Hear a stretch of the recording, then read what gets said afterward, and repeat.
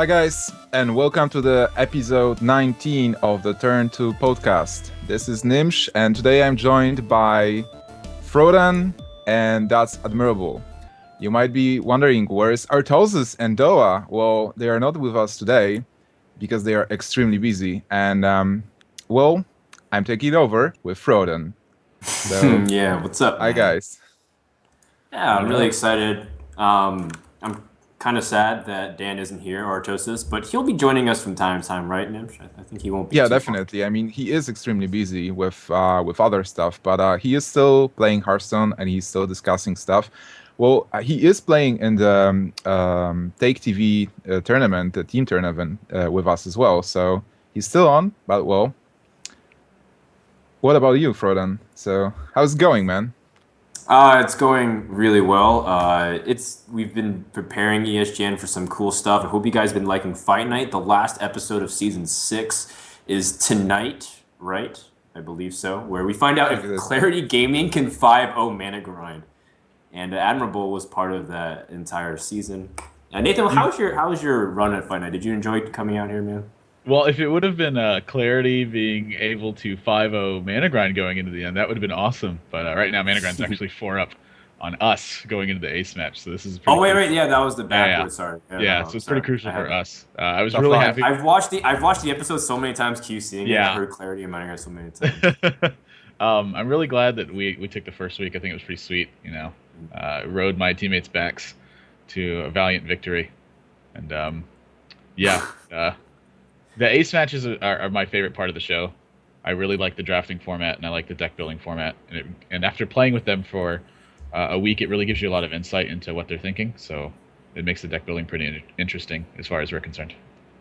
Yeah, and I wonder if like that kind of format could ever translate to a real tournament. But it was just kind of like a one-off thing where basically it's kind of like a pick and ban phase similar to MOBAs and stuff. But Yeah, I like I it don't a lot. know. Yeah, it's kind of cool. Nice. So, guys, the show was on hiatus for a long time, and a lot of stuff happened actually in the Hearthstone world. Maybe we can talk about it actually. So, like the recent change that happened in the Hearthstone world, the latest patch, the Unleash the Hounds nerf. What do you think about it? Was it Um, necessary? I don't know if Unleash the Hounds nerf was necessary, but Hunter obviously needed to have something done with it. It became such a dominant deck in the format that you saw like basically a pure counter build become what you had to do in order to beat the deck. And I feel like that's really unhealthy for sort of a metagame standpoint. If you have a bunch of different ways to counter something, it's good. Like if a general strategy is okay against something, it's a lot better than if like one specific deck has to be okay against something. And that being said, I think that Unleash the Hounds from 2 to 3 might have been a little rushed. I think you could have attacked Hunter from sort of a different angle. Like obviously Buzzard is a major problem, but with Gadget Stand Auctioneer and Buzzard being there, they're obviously okay with lots of card draws. So I would have liked to see them actually do something like hurt Hunter's utility. So I think a way you could have attacked them possibly was like make Hunter's Mark 1 mana and make Kill Command only castable if you have a Beast out. Because one of the ways I notice I lose the Nailbiter Hunter games is they draw a Kill Command with nothing left and it deals 3 damage and it kills me. But if they don't have a Beast, they can't cast it. So how many games do they lose because they have one less top deck in a scenario like that? And something like that I think would have been really interesting as opposed to just going directly for Unleash. Yeah, but That's down. I think like Blizzard always addresses it differently though. They're not necessarily going for like the hard balance aspect, but they always want to go for like the fun or unfun aspects of it. And everyone kept complaining that Unleash destroyed one of the fundamental mechanics of what made Hearthstone fun, which is playing like these cool minions. And Unleash responds directly to that. So I think that was their reaction and why they felt like it addressed it. Kind of like the same thing to like the Freeze Mage nerf. Everyone complained that it was Pyroblast that really should have been changed, right? Yeah. Or changing like Ice Block, for example. But really, realistically, Blizzard just attacked the freeze mechanic as well. So I don't know. I think overall it was an okay change, but it really had a much bigger impact than I thought it would. Like 3 mana really does make a huge difference. Like they can't pull off early combos as easily with shenanigans like if you have like two like if you load up the board, especially like Zoo, even on turn 3, they can even do something cool with Stone Tusk boards and coins and stuff like that. And they really have to wait till turn 4, and that just gives like decks like Zoo an extra turn to set up, which is just way too much time for that kind of aggressive game and whatnot. I think the philosophy is that it's hard to compare the freeze mechanics nerf to the Unleash the Hounds nerf, because the freeze mechanic nerf was before the game went live, so they could do anything with the game still. And after launch, they really didn't want to make any changes, and that they made. I think this is the first card change after the game went live. So they wanted to make it as subtle as possible, and actually it is. Like, it's just a change of one card with one mana. So the deck appears still to be very strong, actually. Like, maybe it's not the best for ladder right now, but on the other hand, in the format of the King of the Hill tournaments, when you bring free decks, it's still a very powerful deck, because as Nathan mentioned, it's like Kill Command is still strong. Buzzard Unleash still works. It's like one turn behind right now, but it's still very strong combo. Hunter's Mark still very strong, and a card that's being, I guess, not mentioned, but by many people. Tracking is a very powerful card, because it filters the deck. Like, it's a very it brings you a lot of draw quality, because you get tracking, and it's not one card. You get one of 3 cards with tracking, and then your deck gets thinner when you cast it. So, and when you cast Buzzard and Unleash after 1 or 2 trackings, the card quality that you get is so much higher. So it's like it's easier for you to get that Kill Command or any other card you need at the moment. Yeah, I like where your thought process is headed with it. With something like the Unleash the Hound change going to 3, it is a really subtle change, because rather than opening up new weaknesses to the deck, you kind of make it weaker to what it's already weak against. So something like Warlock aggro does a good job against Hunter decks, but now that you've slowed it down by an extra turn, maybe something like Paladin aggro actually has a pretty good matchup against it. And I think that's kind of the goal they were going for, is to widen the range of counter strategies in terms of how many decks are available within a certain focus, rather than make it weak to a lot of different kinds of counter strategies. So I think that's actually pretty good to note. So how do you think it will hit the metagame? Because Blizzard made a move, because mostly you had a lot of hunters on the ladder. So all the variations, like aggro hunters, mid-range hunters, and stuff. So right now, and Hunter was actually countering a lot of decks because it had Flare. So like Secret Mage couldn't play. It was very hard. Like Paladin was dead because many Flares like counter the secrets and stuff. Many 4 attack minions, so Priest was dead as well. Yeah, you can't play eye for an eye when Hunters were around. That's what it was, right? Yeah, mostly. No, I know what you mean. Like, no, it's true. Like, the Hunters were like the gatekeepers. And all of a sudden, when they were gone, it just seemed like so many things became more viable, like the Freeze Mage, or just like general shenanigans. Like, I don't know about you guys, but on ladder, I hit all these like weird decks now that people just feel like the liberty to experiment now. Like the other day, I was playing like this ridiculous OTK warrior that came out of nowhere with just like they're starting to experiment again with Charge like Inner Worgen, Rage and Rampage and stuff. Yeah, exactly, with the War Song Commander and stuff. And like I know Tides of Time tried to make something viable, and I think some guy caught on to it and really tried it and just surprised the crap out of me. Or like a Miracle Warlock. Like I don't know if you guys encountered that deck, but it's like, Yeah. well, Gadget Zan draws a lot of cards, and I heard that's really game breaking. So let's put it in a Warlock deck, and they cast like Corruption on your minions, and you normally think this is really terrible, but for some reason it works out because it draws them a crap load of cards, and the whole point is to draw like the Leroy faceless power overwhelming combo and just kill you, and just like surprise me. So it's like anything works, and it's like the meta is crazy right now. It's just kind of chaotic. Like I feel like I lose to anything sometimes. I feel like I don't know about you common. guys. I feel like it's something common you see in pretty much any card game where there's changes to cards. Like I know in Magic when cards used to get banned, people would just do the craziest stuff at tournaments, like the week and couple of weeks afterwards, and it's like, what are y'all doing? Like, this is not like a real thing. Like, not that much changed. I understand this one card is kind of gone now, but the idea that this deck was so powerful was that it drew a lot of cards.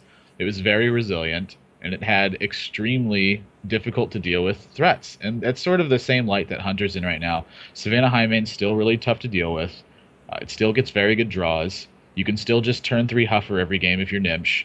It doesn't really change. It doesn't really change the fundamental basis of what Hunter is. The only difference now is that it's slowed down a turn against aggro. So it will lose a lot more to aggro, but it's not going to really change what the deck does against, say, Warrior, for instance.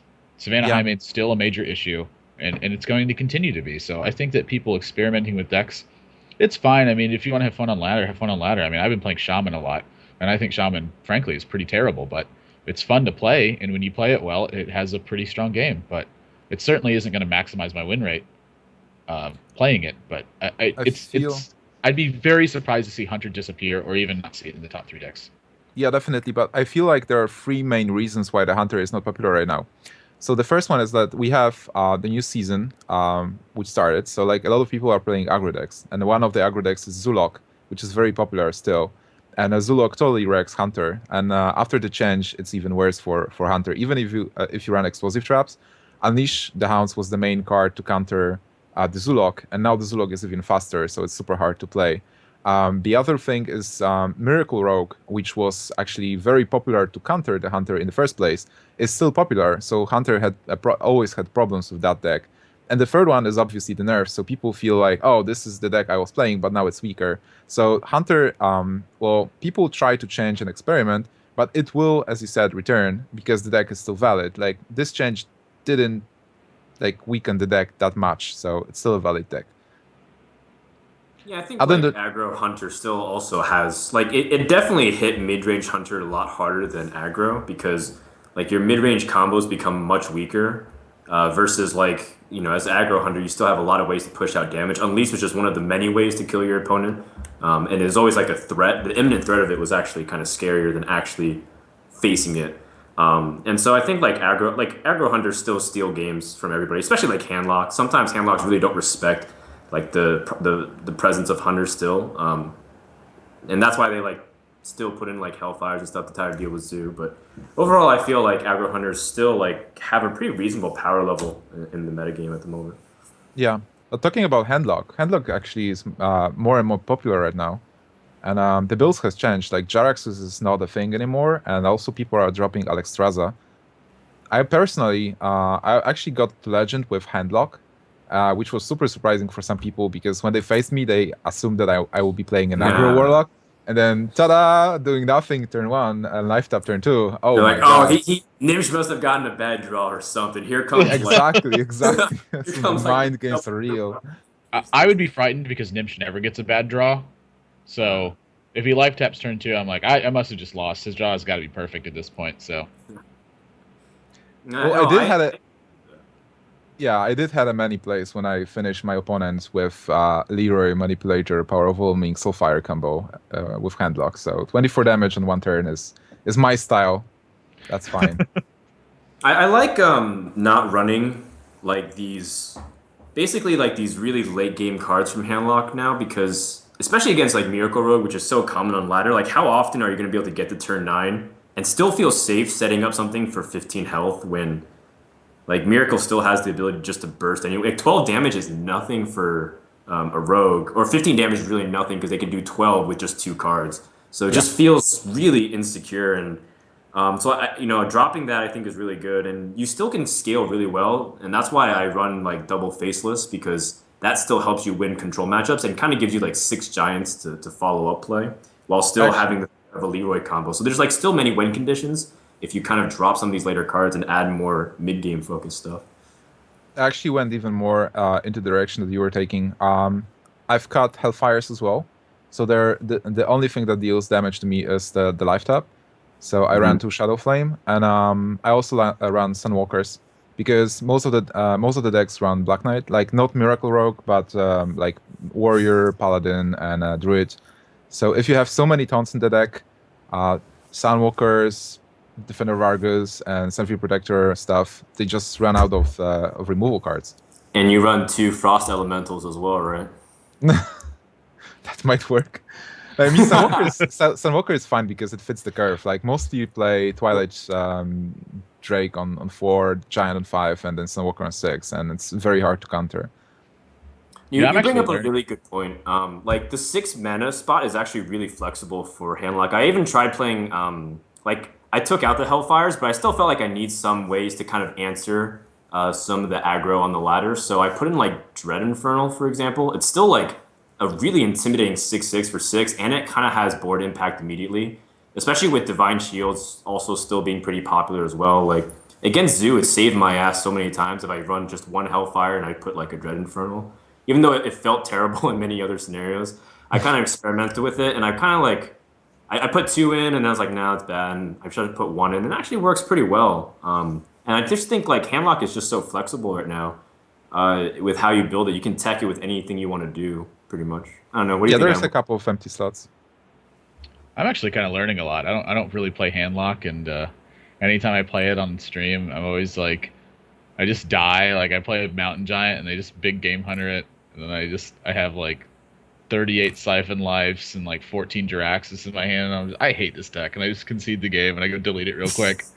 And then like 3 days later, I'll rebuild it and lose a game with it, and then delete it again. So my builds don't take my advice. My advice is to not listen to me when concerned with Handlock. So yeah, I'm actually getting some education here. Valuable stuff. I can send you my build if you want. Like I've even cut one Siphon Soul. So like I don't get stuck with unnecessary cards, and mostly I do can like. move stuff. I do want to kind of talk about the idea that like Reynad puts Frost Elemental though, because I think that's a really cool concept for the Handlock. Because Handlock always feels like it needs to buy a little time to set up, just because like you usually have to decide between two things of setting up the board or answering the board, and that's where your cards like it's really tough unless you have like the critical amount of health where you can drop the Molten Giants and usually be able to answer, but that's not always the case. And I think and sometimes you just really don't have the ability to answer directly, and you don't want them to do damage right back to you because you need to stall for time. So I think it's actually an interesting card. So a lot of people kind of made fun of Reynad for putting it in his deck, but I kind of liked it at the same time. I feel like you should actually experiment with cards. So as you did with Infernals as well, it's you don't have to stick to the It's main also build. like so clutch because so many like when I put it out against Druid, it still makes it really difficult for him to deal with, and he can't BGH it or deal with it efficiently. Starfall, swipe, anything like it actually like made the Druid matchup that much more winnable. But Druids have also been kind of rare, which is why priests are becoming like really good on ladder supposedly because people forget like Yetis and Cairn is like amazing against priests because no one wants to play that against Rogue and Shaman because it just gets sapped or hexed. So I don't know, like the meta is just so chaotic because like everything beats everything in this giant wheel and just keeps spinning. It's kind of crazy. What do you think about the priest? Oh yeah, Nat, please continue.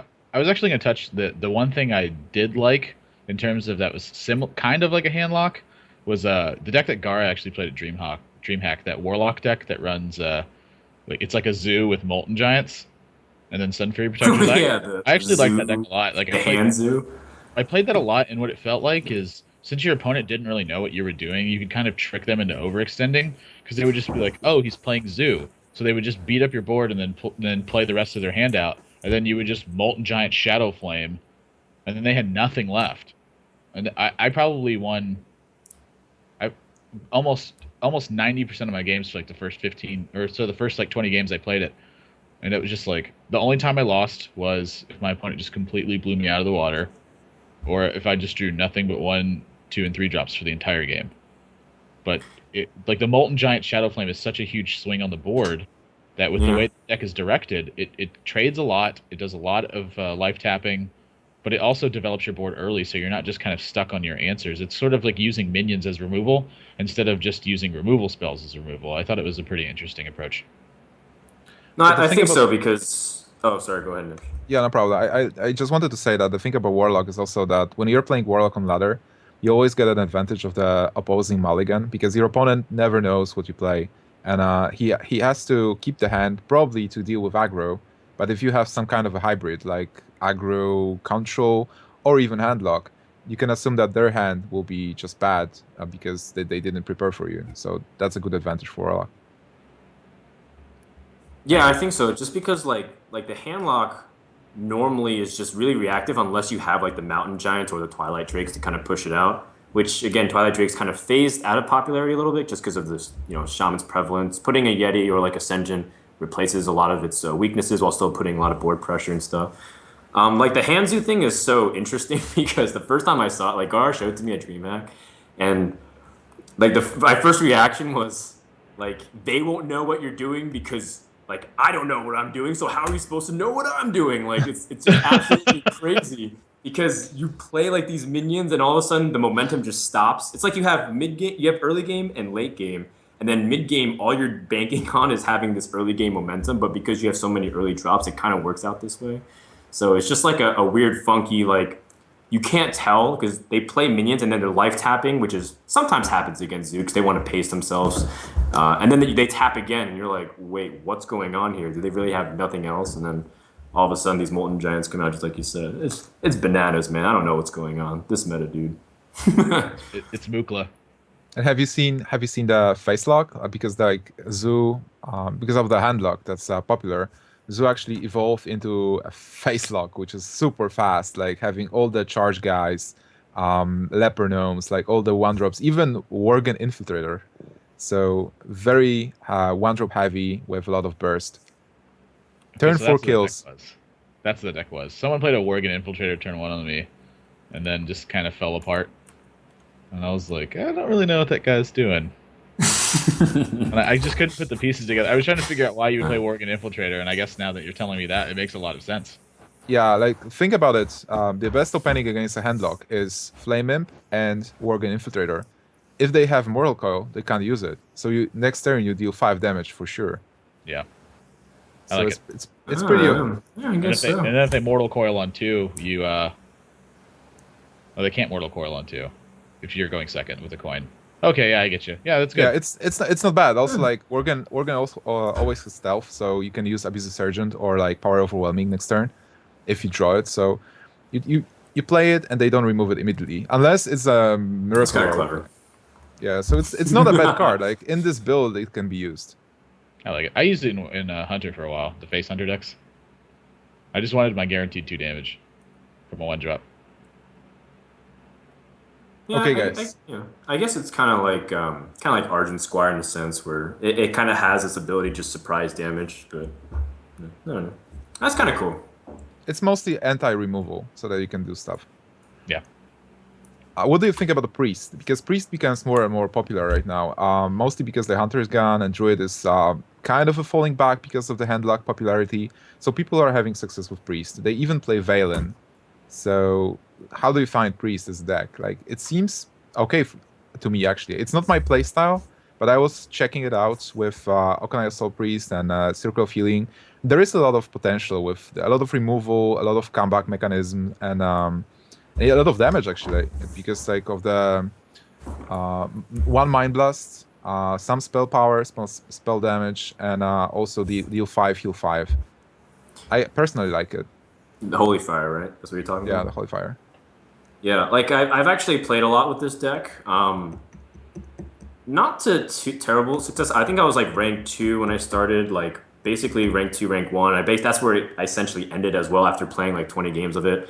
It's tricky because there's a lot of times you feel like you can throw out some of these spells and stuff, and you really feel you have to kind of be very careful because you don't run Shadow Word Pains in Zedalot's deck. I think that's his name, right? Yeah. He doesn't run Shadow Word Pain, so you actually have to be very careful with how you approach things. Like Unbound Elemental just ruined your day pretty much because you normally would like to Shadow Word Pain it, and you don't even run like a lot of late game as well. So mid game control of the board is super important, but it works. Like in the meta, like Rogue has a hard time killing you because you have answers to everything essentially. Even something as simple as like Gadget Zan, you can just kind of you can use Circle of Healing with the Akanai. Yeah. And overall, like Priest feels like it's getting more consistent with people diving into it. So it even beats Handlock if you drop like Valen Mind Blast and do some kind of weird stuff to burst him down. So overall, like Priest is okay. It's decent. It might even be good if we can just continue to refine and tweak it. But I know like Kit Kats, for example, messaged me is like Priest hype is gonna die in like a couple days, like max. So, it's been a couple days. So if anyone sees a Priest on ladder, let me know and message Kit Kats. Probably because he plays Warrior and his new build has a lot of... Hey guys, sorry we had some technical problems, the Skype crashed, so we're back. Dan, what was I talking about? You were talking about how you were thinking about picking up Priest yourself, that you're about to never play aggro in tournaments ever again.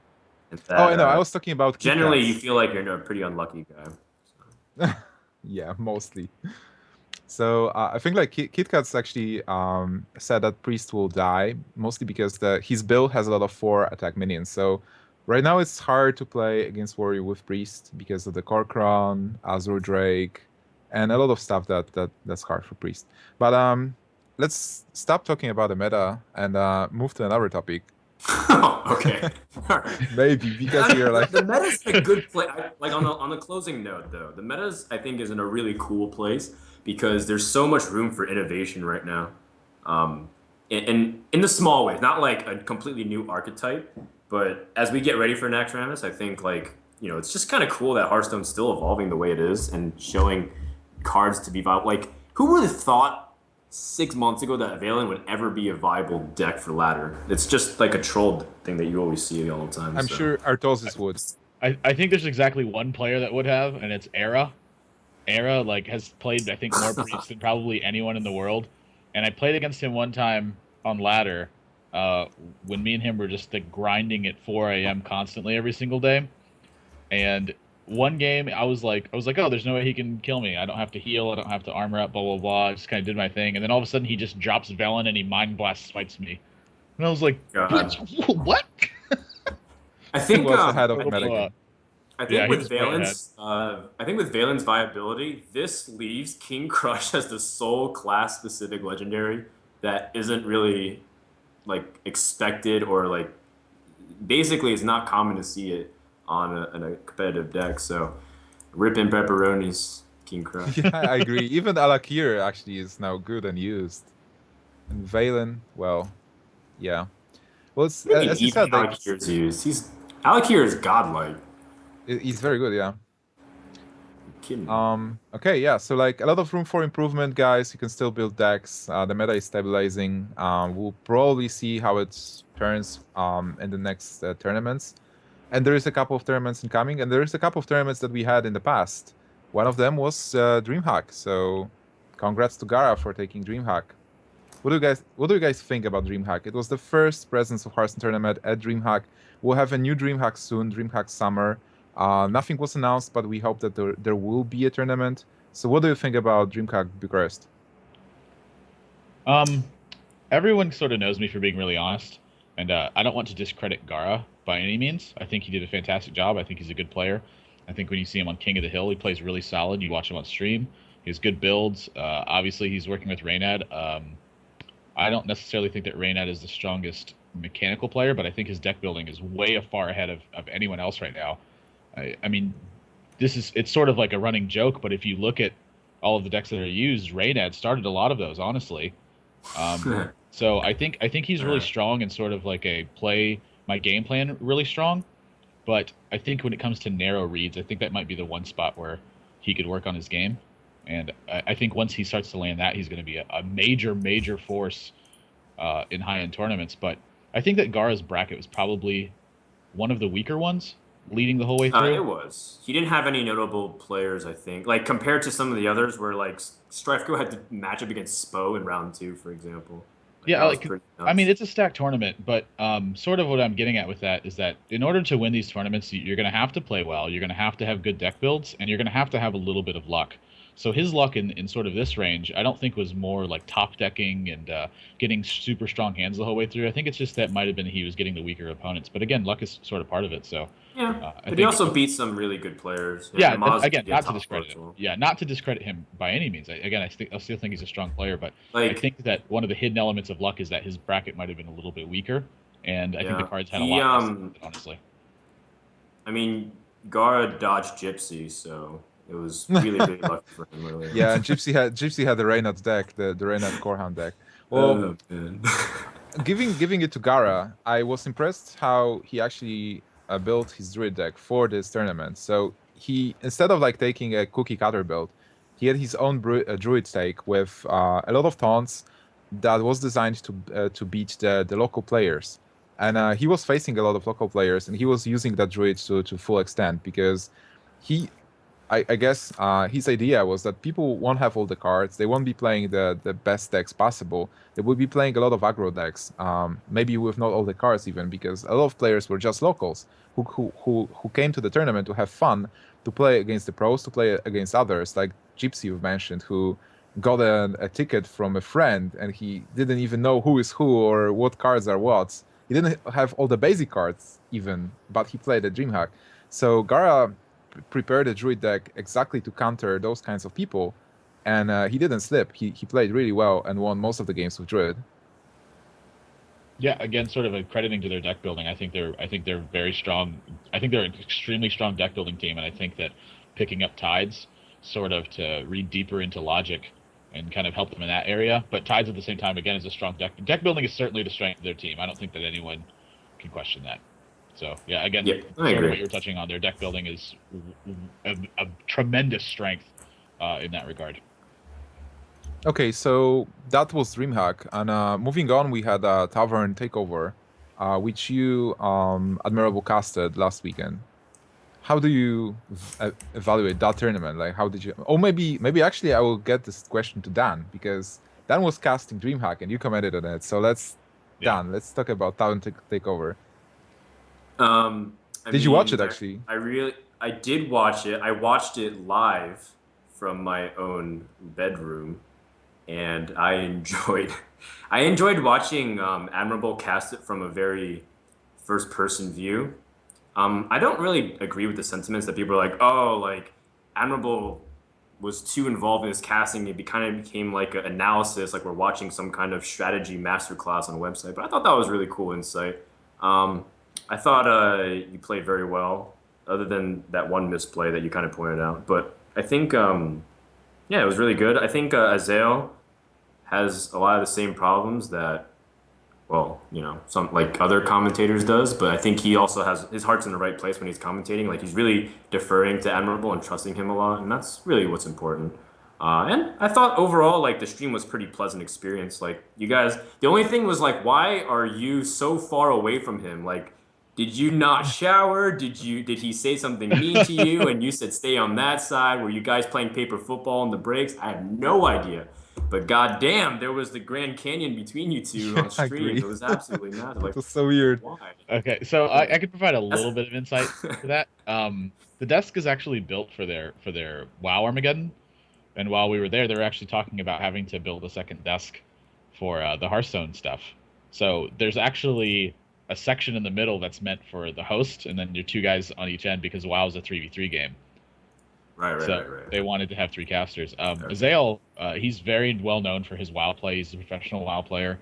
He's extremely good. His WoW casting, I think, is some of the best that I've ever heard.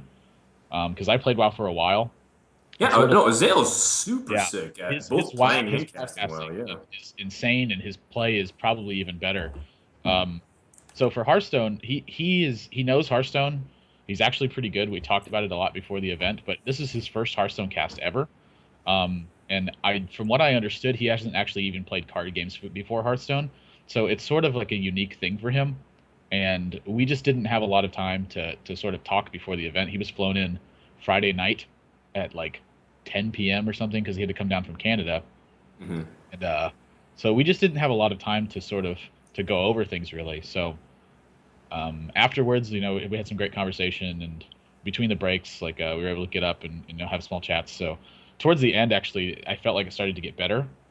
But I think that if me and him continue to cast a lot of these together, I think you're going to see a big improvement simply for the sake that we're just going to be conversing more. Because again, I had actually never even spoken to him before that morning. So, Yeah, I definitely seen a lot of potential. Like he seemed to be a very experienced caster because I didn't know the guy before from WoW. It was the first time I was seeing him cast, and you could feel that he is experienced with how he like says expresses himself and like talks about the game. On the other hand, he did those small mistakes, but it's like if it was his first Hearthstone cast, and if he didn't play card games before, that's fine. I mean, he was you both had I think you had some kind of a chemistry. Like later in the tournament, you were the analytical caster. You were actually directing him into specific points where he went and like explained stuff as well, and he was emotional about it. So in the end, like the casting, I think was pretty good.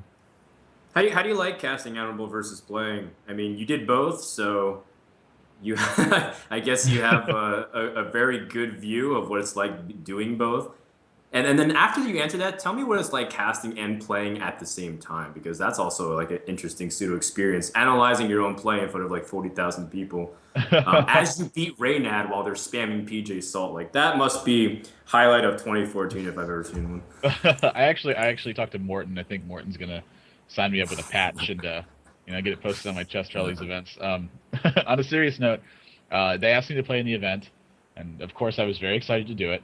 It was a really good opportunity. A super stacked bracket for their first one, and afterwards they told me that they actually needed another caster, and they're like, "Would you be interested in casting? We saw some of your stuff in the 2P," and I was like, "Yeah, I actually like casting. It's very enjoyable for me. Anyone who knows me knows that I like talking a lot. It's sort of it's a double-edged sword in that regard because sometimes you don't know when to shut up. But I really enjoy casting a lot. It's something that I look forward to doing a lot more of in the future. And casting my own games was actually kind of awkward because I'm like, well, I already know what happens, except for in the one game versus Trump where I remember I lost, but I don't remember how I lost. With the Warlock. Against the Warlock. Hunter versus Warlock. Because when I played that, I actually showed up home after like being at the beach all day and drinking. So when me and him, I was actually playing pretty quickly that match. But it's kind of unique, like watching me replay, and I'm like, am I gonna do what I think I'm gonna do? And I always did what I thought I was gonna do. So it always ended up working out well. Hilarious. But every time I did something, I always could remember exactly what my thought process was. And when I saw it and I didn't remember what my thought process was, I was able to really break it down based on sort of the context of what was happening. So a very quick unique question, experience. Yep. Did you ever have this thought when you were casting your own games? Did you ever have this thought, damn, I'm good? I usually kind of look at it, I'm like, what is this admirable guy doing? That is really dumb. Like so this is why I went to the beach and drank my memories away. You're like, that all makes sense now. Yeah. It was fun to cast, but I think that I don't want to cast my own games again in an event like that. I think it'd be much better suited for something like YouTube. Or even like something like a Hearthstone show where you sort of bring up a game and you bring someone. It was a cool one-off thing. Yeah. And Isaiah was pretty respectful towards it too, which honestly, like every caster should when they realize they're not a pro player. I do the same. Like whenever like I know someone's like way better, like whenever I cast with Savage, for example, I always just sit there. I'm like, so what do you do here? And then he says something. I'm like, yeah, huh? What do you do next? Take notes. You're like, you're like, that's a really good idea. Okay, you're really good. No wonder you win everything. If you have too many, you can't do anything. Hero power. I'm like, all Jeez, right. you're just a god. Can you read his mind? Yeah. Yeah, it's. I mean, casting in Hearthstone. I can't, but I don't have the Finnish. I don't have the sexy Finnish accent of Savage. Nobody does. Yeah. I'm pretty sure that even Finnish people are jealous of how his accent actually sounds. Like, God, if only I could sound like you, then I'd be. Savage is like the most adorable, like nerd but cool, handsome-looking guy you'll ever meet at the event. He's just like you can't ever like he just disarms you with his accent. He's like, "Hello, my name is Jani Mikkonen, and I'm from Finland." Oh my God, we're getting impressions here. Can I buy you a? Oh wait, he might hate you after that, you know. No. Savage is cool. Actually, one of my favorite things, and I said this on stream, is to always like talk to Savage off stream about the games, because he just like points out the turns and what to do so fast. It's always quite mind blowing. Like there's like 10 cards in the hand, and Savage like takes like 10 seconds. He's like, yeah, you should probably like play this, attack that, and then okay, and then like 4 minutes later, I think we were watching Daniel play. Daniel, the runner-up at DreamHack. 4 minutes later, he came up with that play. But like Savage recognized it instantly, which is why I think Turn Timer is going to be really cool and instrumental for tournament play as well. I can easily explain that, like because Savitz is not only one of the perfect players out there with a lot of intelligence and stuff, but he's one of a few who puts a lot of volume into his games. Like he played so many games. We're comparing in Romania. We're comparing it, and with the number of wins he has is insane. I think right now he has around 4K wins or something. So how many games is that even? And with so much volume of 4K games, actually, wins. 4K wins, yeah. Wow. So how many games is that, right?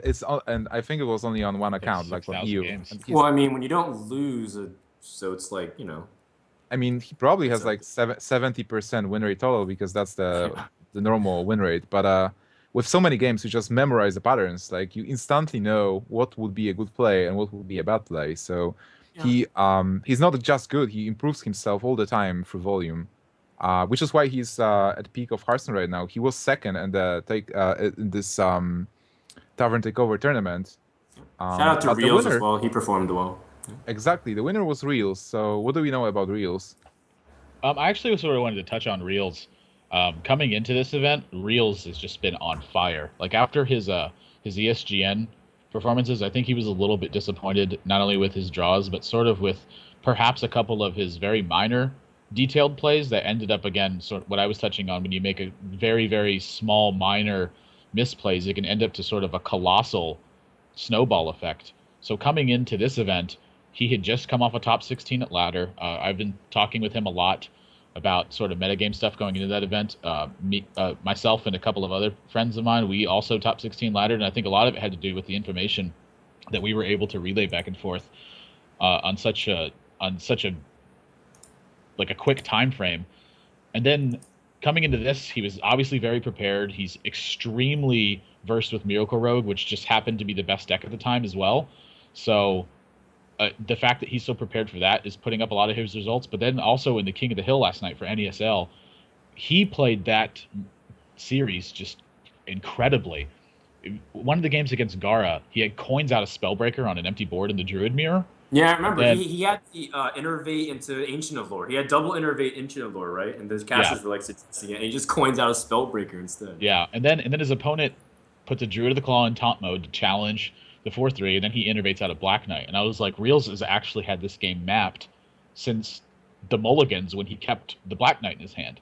He had actually mapped out what his plan was the whole way leading up to it. And of course, the innervate's a big part of luck coming into it, but the fact that he was able to put himself in such a strong situation to win, and it wasn't like he thought through it or it took him a long time to do it. He had just been in this situation before.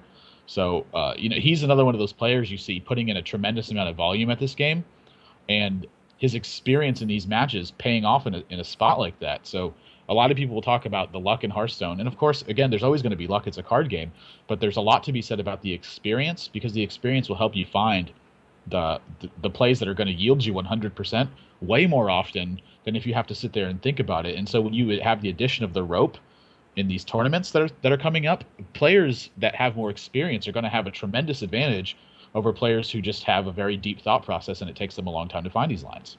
Yeah, definitely. There's a lot of room for improvement for every player, and the number of games you play, the number of how much you learn from those games, and how you use it in the tournaments can really help you improve and win those tournaments. So definitely kudos to Reels there. Reels to Clarity Gaming confirmed. We didn't stop at Chucky. We're taking all your North American players. Talking about Clarity Gaming, we have a lot of teams in Hearthstone right now, and there is a team tournament going on, the Team League for Take TV. So what do you guys think? Like, there is a lot of different teams picking up. Like, there is Root picking up Amas and Xixo. The players actually shifting from team to team as well. So, well, yeah. What about teams? I mean, Doggy House. Let's not talk about Doggy House right now. But Whoa! That's actually one of my first questions right back at you, Gnimsh. What's Oh going my on God. with Doggy House? Is it the And how secret did you plans? convince? How did you convince Strifegro to come play for you guys? Because that's not that. Well, I thought it wasn't fair, and then he lost to Taish like twice in the first match. But I mean, stuff like that happens. Overall, though, like how is like Strifeco officially part of your team or what? Like, what's going on? Well, there is a saying, like, if you can't beat it, join it, right? So I kind of twisted it a bit. Like, if I couldn't beat Strifecrow, I just added him to the team. And that's it, mostly. Yeah, it's like, it was mostly natural. We lost Savitz, and Nyx did retire from the team as well. So we were only 3 people with Artoz's, ACOP, and me. And we needed a 4th player. And we kind of been hanging out with Strifecrow a lot, talking about decks and stuff. And it was natural that well, we needed a 4th player for the team leagues as well, and he kind of joined. I'm not sure if he's officially a member right now. I'm kind of joking that it's like Doge House plus Strife Crow versus the other team, but he's definitely on our roster right now, and I hope we'll stay. And with regards to Doge, with regards to Doge House in our future, well, stay tuned. Like I hope that there will be some announcements. Something has to happen anyway, but right now we are still a strong team, I hope, and we have 4 people. We play in the tournaments. You can watch us at Take TV as well, facing other teams like Meteor Makers, Isuba. Planet Key Dynamics and all that stuff. That's cool. That's cool. I was just because I know a lot of teams have been headhunting Strive Crow. I mean, it's no secret that he's one of the best players in North America. And there's a lot of teams I know that approached him, and I was just kind of surprised that he went to Doggy House, which, as far as I know, isn't like it's still a band of brothers more than an actual team organization. I hope I'm not speculating too much, but that's just from my understanding of stuff. Versus, like for example, Curse announced that they picked up Dark Monarchs and Alchemix and Kit Kats along with Savish and other teams. There's been rumors trying to get in as well, so I was just surprised to see Strife Code join you guys. I think like right now everything is shaping. The teams are trying to get their rosters and getting their players, trying to buy the players. Like many people like Chucky switched their teams and Xixo switched his team as well because he was in Planet Key Dynamics. Now he's playing for Root. Dark Onyx, as you said, yeah. So I think in a month or two everything will stabilize and we'll have like strong teams everywhere. Temple Storm, new team. Probably has a future somewhere as well. Being a band of brothers as well right now, not really official, but I think they are launching their site actually soon, like in a couple of weeks. So yeah, it's really interesting to see what's going on in Hearthstone right now and where we will land in a couple of months. So I wanted to ask real quick before we move on. Yeah. So I wanted to ask Nathan or Admirable. So when Kit Kats left Clarity, that was just kind of like, this is too good of an offer to turn down, right? Like everything's cool over you guys' camp. Yeah. I mean, Kit Kats is a real life friend of mine. I've known him for close to 14 years now, and we became disconnected at a certain point, and then Hearthstone was sort of a major reconnection point for us. So when he was going to go to Curse, obviously, I mean I was ecstatic for that. Like, what a huge opportunity, right? It's Clarity sort of a sensitive topic at the moment. I prefer not to go into too many details, but I think that Brandon has been having some major personal issues with himself, so he's kind of taken some time to get his real life in order. And obviously, things like family and your personal life has got to come first before anything else. So. Brandon, Clarity, your team manager, right? Yeah, Brandon's the owner of Clarity, so it's sort of a sensitive topic at the moment, a little bit up in the air. But as far as that's concerned, it's tough for me to really provide any insight to what's going on, other than that I'm trying to think of a way to phrase it. It's kind of going both directions. Like, you're seeing me start to cast a lot more, and I don't think it's a coincidence that I'm starting to cast a lot more, because our team is sort of like, our practices have not been up to par. We haven't been practicing as much as we wanted to. So I don't think that while necessarily our performances are struggling, we're not like growing, if that makes sense. So I wouldn't be surprised to see me perhaps open for pickup. Hint, hint. So okay, all the teams to listen, like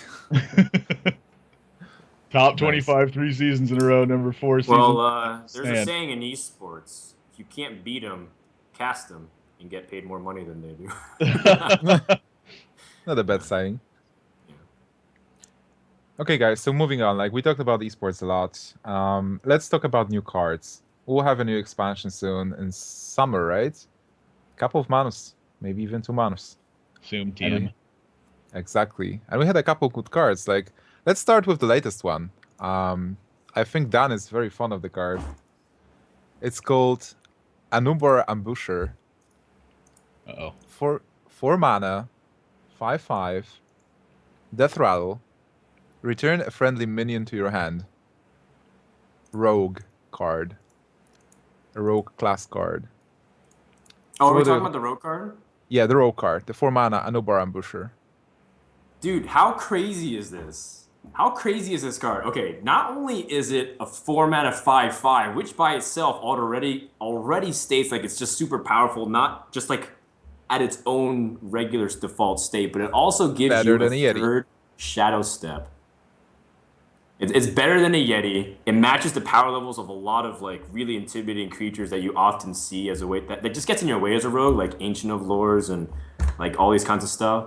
And it also gives you like an insanely powerful death rattle you can combo for free. And like Rogue already works so well off of a second battle cry you can use with SI7s and whatnot. Like it's just crazy. Like Okay, like the Death Rattle was supposed to be a disadvantage, I'm sure. Like it was supposed to be a disadvantage. Like they kill right, it like you and lose you lose a tempo or minion something, from the right? board. Right. Like, but on an empty board, Miracle already doesn't play that many minions. You can kind of scale back something and just put this minion on the board, and that alone is just so much raw power. It's crazy. Yeah, thinking about the What card is in going Miracle on? Rogue.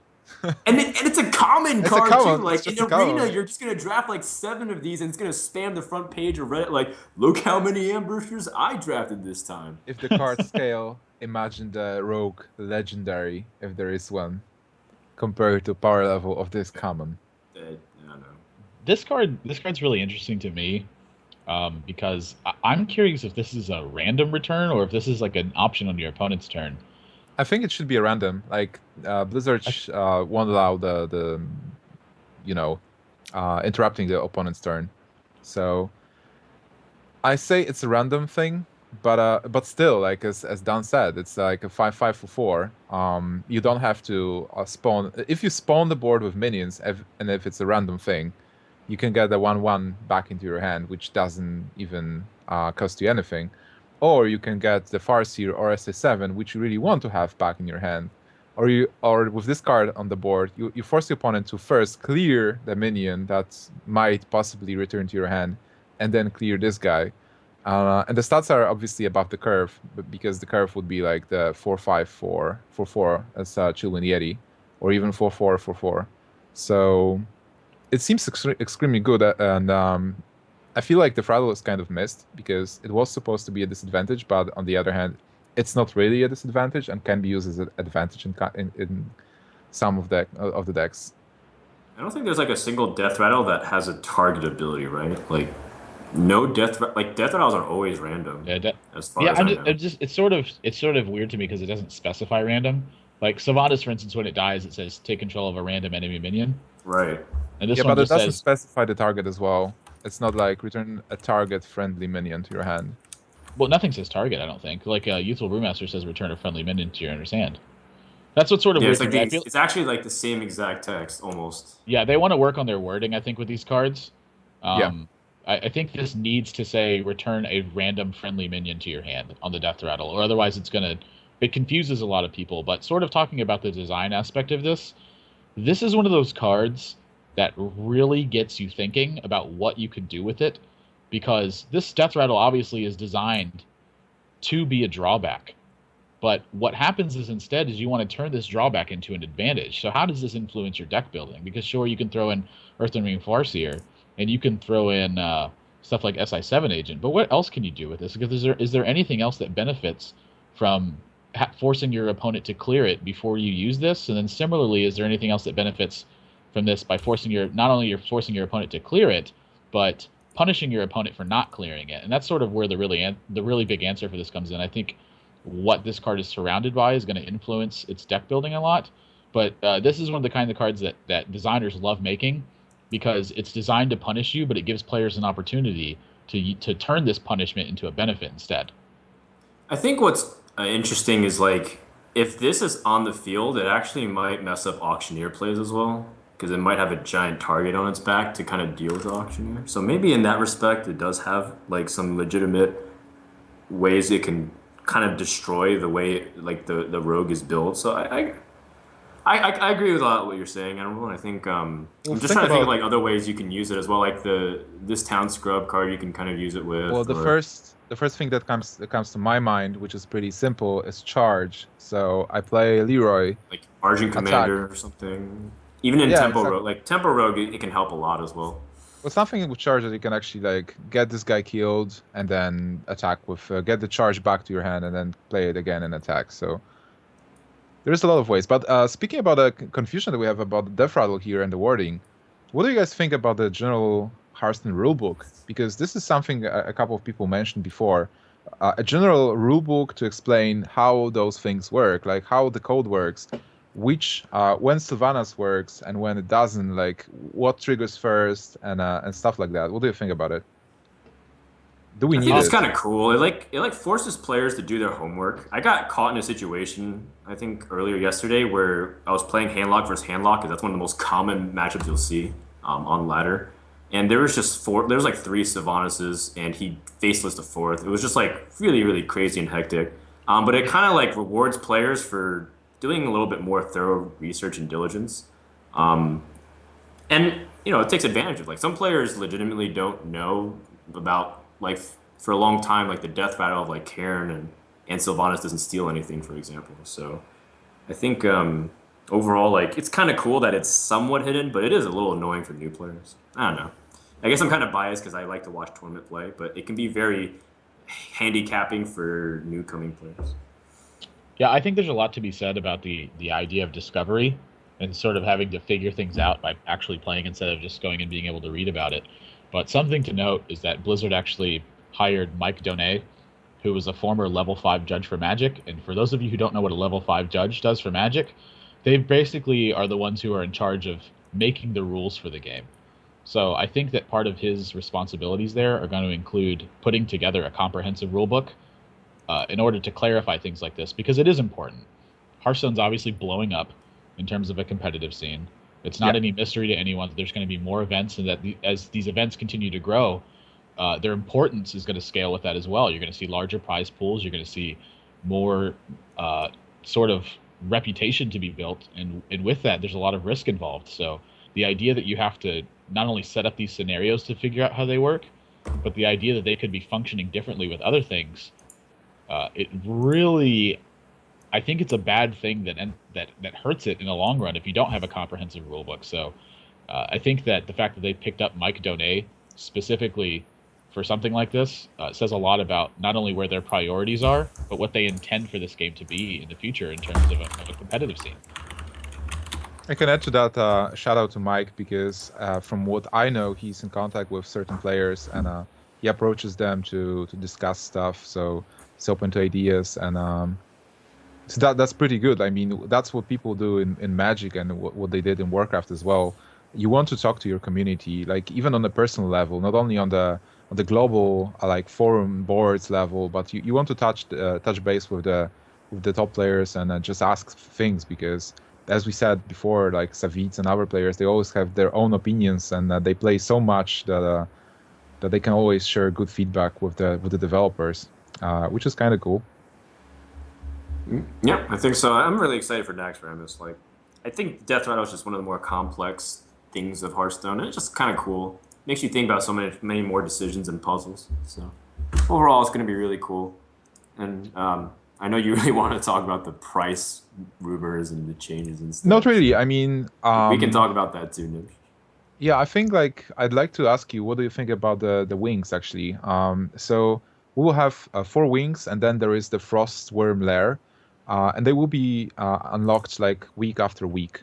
So what do you think about it? Like every week we'll be having new cards injected to the metagame. So like for 5 weeks we'll have different metagame each week because the first week we will have the Arachnid Quarter cards, then we'll have the military or whatever. I don't remember the exact order, but still like new metagame each week.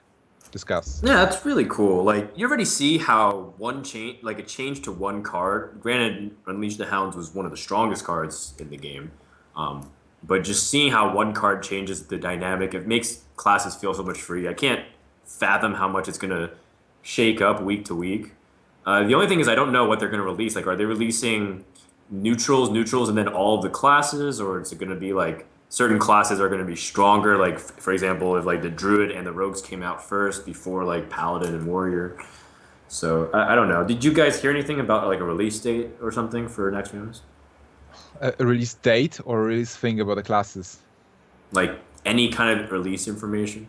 Because it No. would be really cool, like, and this is just me being unbiased, but it'd be really cool if it was like before like DreamHack or something, and something came out, and all of a sudden it's like 1 week, and it's kind of like Fight Night where the patch came out one time for Fight Night. I think it was season 3, and it was the patch came out as Doggy House and Liquid Value were flying to Berlin, and they had 2 days to just come up with whatever decks that they thought were good, and it was like the craziest, but some of the coolest ideas that you've seen come out at the time for play. And I think it would be really cool if Blizzard timed it with like DreamHack or IEMs or whatever big events that are coming up, and it just kind of like really challenges players to not only like be good at the game, but also to understand the game from a deck building perspective as well. I totally agree. There is this actually a saying that the best players come out when the card pool changes, because a lot of players, well, in card games, it's like the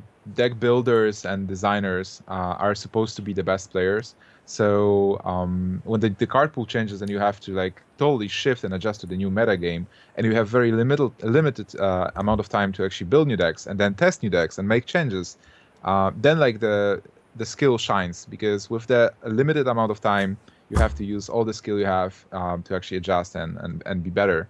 Apart from like using other people's ideas and then polishing them and winning with other people's decks.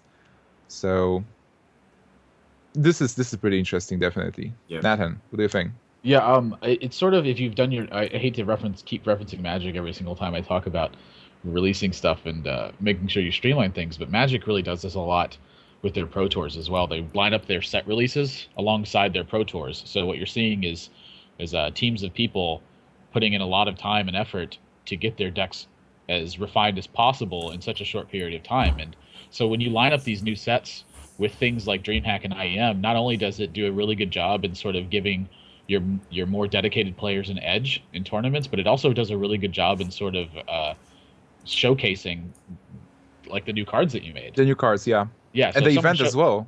Right. So if someone shows up and they have 2 copies of this Ambusher in their deck, and they're always returning some, like, I don't know, say Voodoo Doctor or something weird shows up, like Voodoo Doctor just happens to be the perfect utility answer that you're forced to put back in your hand. Much. Or it forces your opponent to like tempo, and you're like, oh, I don't have enough mana to kill both of these, and I can't invest all my minions into killing both of these. Like, I don't think, not to say that I think Voodoo Doctor is going to be the answer, but new meta game. Come on, combine it with Akanai, and it's like heard it here first. Battle Cry that deals 2 damage, like Stormpike Commando for 1 mana. Are you kidding me?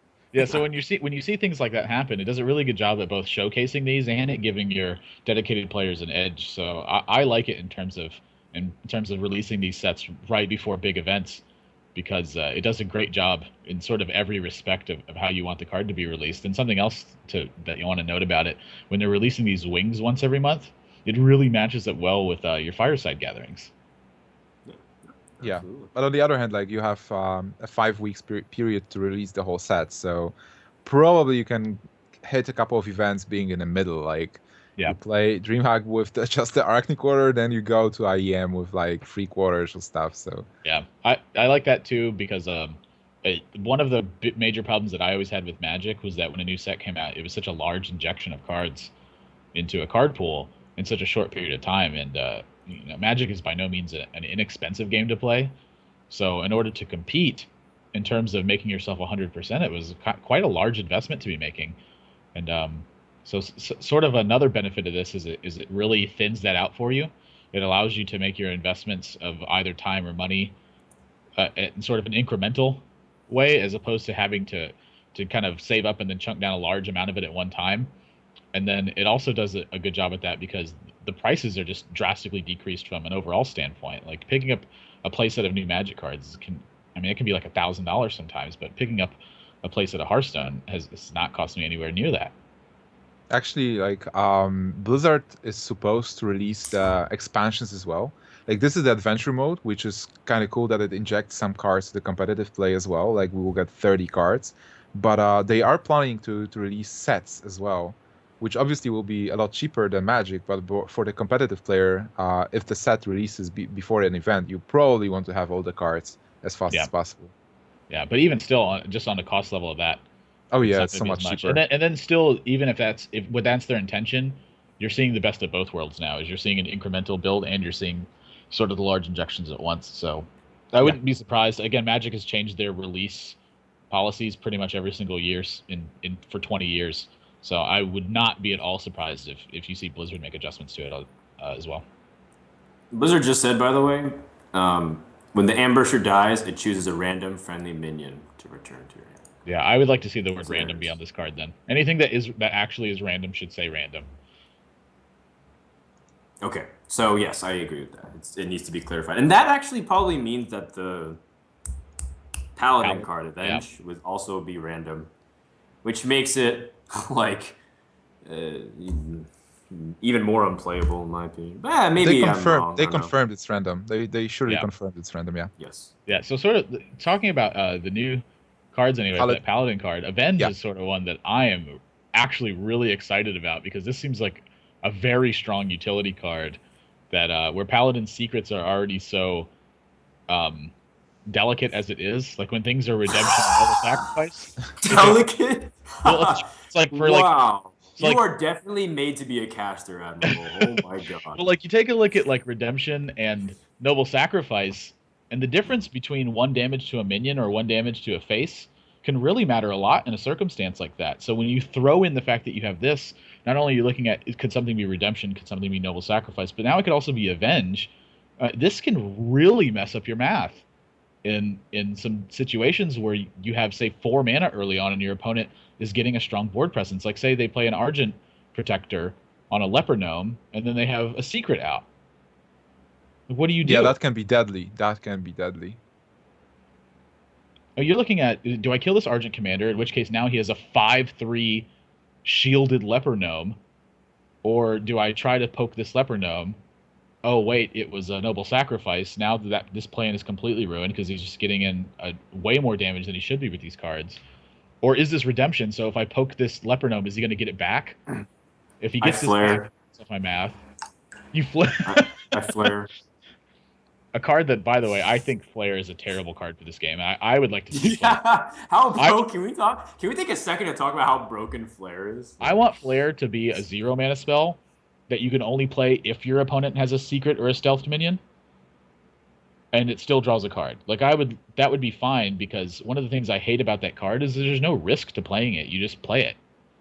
Well, it's even not So that there is no risk. It's actually additional. Then, huh? it actually filters your deck, so it's even better. I mean, Yeah, it's almost like a benefit to play with it, and then it just has an extra benefit when you get to cast it and your opponent has a secret. I feel like cards like that are just detrimental to your game design because you can make all these wonderfully fantastic cards like Redemption, but part of the benefit of Redemption is that, again, it functions really well against a card like Unleash the Hounds. They go to clear your board real quick, they Hunter's Mark a guy, and they attack it, and then suddenly you have a 5 power, 3 health minion on the board, and the whole board position shifted, but they're like, oh, I'll just flare instead, and they'll blow up your whole board. Got ya. And yeah, but you know, on the other hand, and it reveals stealth, so it throws your Worgen Infiltrator strategy out the window. So. Yeah. Yeah, but on the other hand, like, Hunter is the only class that can counter secrets. So, you know, it's But like a natural counter to secret decks. It's a sort of like a bad thing that hunters are the only ones who can counter secret.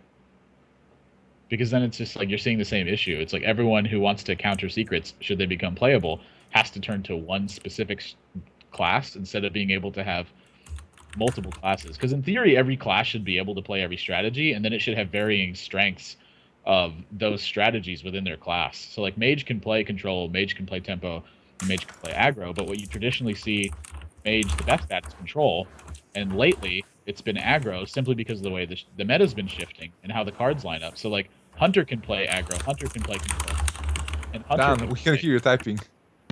Oh yeah, sorry, I'm supposed to mute. Goddamn. Hunter can play aggro, Hunter can play control, and Hunter can also play tempo. But with stuff like secrets, it's like if everyone's playing powerful secrets, you can only play Hunter. There's not like Disarm Trap.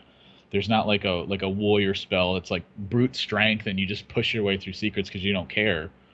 It's just, yeah, I totally agree there because like it's a funny how artificial the metagame becomes.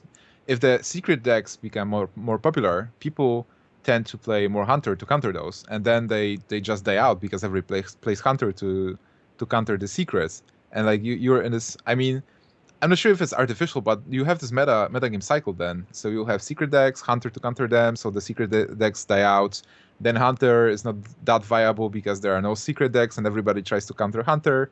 So people get back to the secret decks again, and then you get back to Hunter to counter the Yeah. secret decks. It's good to have fluctuating metagames, but I think artificial is the perfect word for it. Like it's not something you want to see simply because, oh well, Hunter has the only answer to secrets, so I guess I have to play Hunter. Like, I think that overall that's pretty unhealthy for what your goal is in terms of getting players to rotate through a metagame. Yeah, but on the other hand, there is no reason not to introduce more anti-secret cards in the future, well, because you probably want to have some removal cards for other classes. Like on one hand, you don't want to make secrets bad because everybody can counter them, but on the other hand, like you want to have those classes have an answer at some point. Yeah, I'd Maybe like if to see. like maybe if like Flare just like showed what secret is but didn't destroy it. I don't know, like because it just doesn't really make sense for even the mechanic of it because it reveals stealth minions but it doesn't kill them. But it just destroys secrets and it's just like game breaking just because it's so much free tempo and you draw a card and cycle it like. Or even something like have a % chance to destroy a secret. Oh man, I I don't know. It just I don't think you want the % chance at anything No, at all. I think it's really good in this regard. It's like reveal your enemy's secrets and stealth, and then it has like a 25% chance to destroy a random enemy secret. I think that would be fine. Because there's Yeah, something also okay. to be said for the fact that it can sweep out like through like 4 secrets at a time. Like that, it's just not reasonable in terms of a functioning design. I think they just undervalued how critical it would actually be when things started to get more refined. But again, that's a lot to be said about the fact that their development team was small to start and that their design team was also small to start. So you see all these things growing. And again, this is sort of touching back on Mike Donay's job is to be able to identify these glaring weaknesses that are, while they're very subtle, as things start to become more defined, it actually becomes extremely critical. So taking something like that and then fixing it to either yield a risk to the person playing it or to yield a great utility and then an occasional reward for someone playing it, I think that's totally fine. On the other hand, like it's a fantastic thing about the digital game, the online game, because in games like Magic or Warcraft, the developers will have just when they made a mistake during the development, they had to say like, hey, okay, we made a mistake and now we have to fix it through releasing the new cards. And in Hearthstone, they don't have to. They can just change the card and change the metagame again. So I know they don't want to change the cards because people are getting used to them, but they can. Like they don't have to artificially release new cards to counter the previous problem. They can just fix the problem and focus on releasing a cool and interesting new set, which is a big advantage for the card game. Yeah, it's a huge advantage, I think, from a digital standpoint. Is again, citing Magic, they've printed cards that turn out to just be disastrous for the health of your game. Like I remember when I was playing, probably back in like 1998, they printed some cards that were just crippling. Like you either had to play these cards or play literal direct counters to them, and there was no other winning strategy. And a lot of my friends just quit playing, and I was like, I'm just gonna buy these cards because they're sweet. So I a like lot winning. a lot to be said about the idea of being able to change your cards instead of just having to ban cards or print direct counters to them later on. I do think limited is a cool format that hasn't been explored though in Hearthstone. I'd like to see something like that in the future. Again, just to kind of spur creativity and it gives people like another option. But I don't think. I mean, it kind of depends because if Blizzard's going to really keep on this cycle of like once a year injecting cards, then having a limited format is actually quite legitimate in my opinion because I used to play a lot of Magic as well, and I think limited was a really cool idea just in general. Competitive limited. Yeah, why not? Yeah, so something I like I just don't know if arena's like more of a it's casual no format. legendaries or no epic. I don't know about any of that concept, but maybe there could be a list that kind of rotates out. There's some committee that decides it. I don't know, uh, whatever. But it's definitely a cool concept worth exploring. I agree. Okay, guys. So that was the Paladin card. Like moving backwards a bit. Death's Bite, 4 mana, 4 attack, 2 durability. A nice weapon, right? Seems all right. Seems a little bit worse than Fiery War X, but I'm guessing you have some other details for me. I Why do mean, you think like, it's worse? it's kind of cool. It has like abilities to combo really well. I like what Kit Kats was saying last week. It's really honestly just fits Warriors theme so much. There's so much synergy with Armor Smith, Acolytes. Um, like it just gives you another way to proc your Acolyte to keep things going, to finish things off, or Right, even an answer to like Ooze or Harrison Jones. Sometimes if they like do it, at least you get to answer the board a little bit. It's cool. There's a lot of risk and reward. did I miss something about what you just said? You said 4 mana for a 4/2, right? A weapon? And Yeah, sorry. The death rattle effect on the weapon is that it creates a whirlwind. It does one Oh, yeah, damage. wow. Yeah. yeah. Oh, well, that's Sorry, missed really that. good. Oh, that's really good. Oh, that's like a swipe on your second attack. Yeah. Essentially, that's Yes. what it is. Um, and I mean This the, is a the the warrior card? stats on it's great. It's just like True Silver. It just has different effects. So it's pretty good. How does it compare to Arcanite Reaper? Like, speaking about the Agro Warrior, you Oh, probably have the 4 slots occupied, right? Because of the Corcrons and Yeah. stuff. That's like a little bit too many weapons. I could see it like replacing maybe like one of the Arathi weaponsmiths or something like that. I don't know because there's just too many weapons in that deck then because some people like to run things like upgrade as well to really tool it, and then that's like 9 weapons or 8 weapons. I, That's just like too much. I feel like what you see with a card like this is you see the aggro warriors just take a different direction. Like, how well does this work with something like Amani Berserker or Raging Worgen even? Right. Yeah. Like now you're seeing huge potential swings. Like if I play this on turn 4, and then on turn 5 we sort of do some trading, and War Song right, Commander, and Raging Worgen, and then attack. Like this would be or great. Berserker, and then yeah, because that's turn 5 curve, and then you use a second proc of Death's Bite, and then all of a sudden that's 9 damage. That's combination with the Berserker and the Death Bite. So over the course of That's a two lot of turns, damage. that's 13 damage. This That's card is pretty. fantastic. It's crazy. It's dangerous though because when you release too many cards that deal 1 damage to all minions, you create a problem with the 1 health minions. They just disappear. Like if there is too much cards that deal AOE damage, like some of the low health minions just disappear from the metagame. But it's also like a good answer for like Warriors still kind of struggle with Zoo. They always have, and well, they might not always will with cards like Deathbite just to give them another answer to destroy these annoying 1 health minions as well. So, I don't know. I think it's a really cool card, and it has a lot of interesting synergy. So it's Seems like a really solid definitely one answer of to the something coolest like. ones. Seems a really Yeah. like a solid answer to something like Violet Teacher as well. Oh Oh yeah, yeah! that's Wow, that's really clever. Yeah, that is true. Completely true. Then they power the wild, and then you're sad. Cards like this let's always not let's not get ahead of ourselves. Druids still have innervate. cards like this are always really fun because it's like this can influence deck building so much on both sides of it.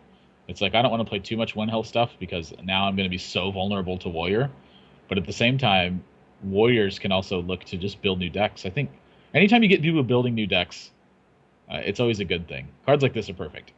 I would like to see more stuff like this. Yeah, it just inspires you for the new deck ideas, Yeah. which is kind of good. Another question for you guys because it's again a weapon for warrior, and a warrior has a lot of weapons, and again it deals AOE damage. So do you think like the designers are a bit constrained about those class ideas that warrior weapons AOE damage, priest heal, I don't know, mage a lot of burst damage? Do you think we'll see a shift like in cards like Nax from us with giving like more viability to the classes, making them less unique because like they will share some of the features that other classes have? Um, It's a big question actually. yeah, I mean that's really tough to say. I would like to see sort of some more diversity among things, but at the same time, you can only build 30 card decks. Like there's a lot to be said about the fact that you only have a certain amount of space. So when you're building your deck, obviously every card needs to have a purpose in it. It's a matter of finding which cards end up functioning the best in terms of that purpose. And cards like this seem to really fit the bill, again, for a deck like Warrior, where outside once you use Whirlwinds to clear up the board, you start running out of those effects, and it starts adding up. So having additional options, even in terms of just possibly even replacement options, I think is really good. I'd like to see more. Yeah, I mean, it's pretty much what I just said. I'd like to see more stuff like this, but I don't think they're concerned too much with creating too much redundancy within class effects. I like What's to that? see more interaction between you and your opponent. As much as I like sometimes, and I know it's kind of specific or kind of vague, but to be more specific, I just like the concept, like small things where the abusive sergeant was able to give attack to an enemy creature, for example, or or the dark iron dwarf. Stuff like that, I think is just cool interaction that allows you to think of another layer of play possibilities that you may have ignored. That's a little bit more obvious, just giving attack straight up. It gives you the ability to use things like BGH. But I'm not exactly sure. Like, I'm not a game designer. I'd probably ask Amaz because Amaz is actually a game designer and he actually like designed a card game himself. I don't know what it's called. I apologize. I think Amaz is watching. He might get mad that I forgot the name of his game. But BJ Salt. I think there's some really cool concepts. Just adding more interaction between the hero, between minions, between spells, things like that, and just giving more options so that people are thinking more. That's all. It's like you'd like to see more keywords, Yeah, interaction like with graveyards, stuff. part of what makes Zoo so brain dead, as people say, like about the deck, is that its interaction is pretty linear. All it is buffing minions and establishing your board. Like, don't let him answer, and then kill him when you can. And a lot of other aggro decks have more a lot of implicit decision making. Like misdirection on a hunter, for example, can be really, really calculating, or even setting up other stuff. Like, and people always talk about how there's these little complexities for aggro decks that people don't really ignore. But part of the reason why Zoo is just so easy mode, and I kind of agree with this, is that it's just so one direction. Like, all you do is try to buff your creatures. If you have a taunt in his way, like, no, then just attack face, but yes, then try to bust through and attack face, like that kind of stuff. And I think just having more cards that interact with that kind of dynamic is really cool.